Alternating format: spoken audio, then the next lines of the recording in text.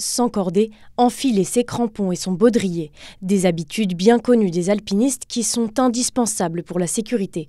Pourtant, la semaine dernière, 5 alpinistes ou randonneurs sont morts dans les Alpes.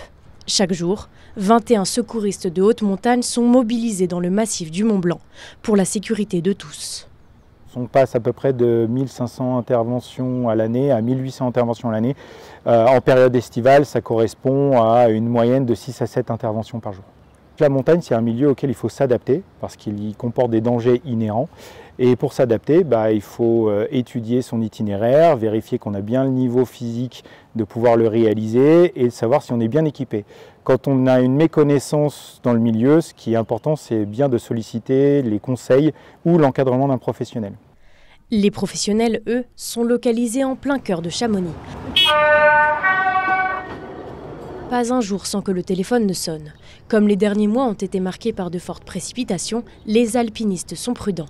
Avant de grimper, ils se renseignent sur la météo.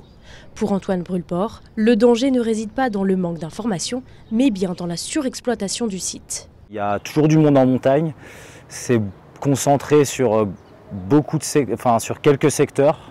Il y a des endroits où il y a très peu de monde.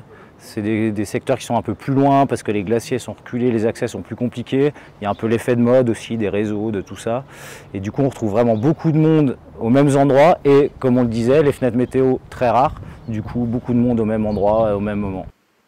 En cas d'accident ou d'immobilité après une chute, ne pas hésiter à composer le 112, numéro de secours en haute montagne.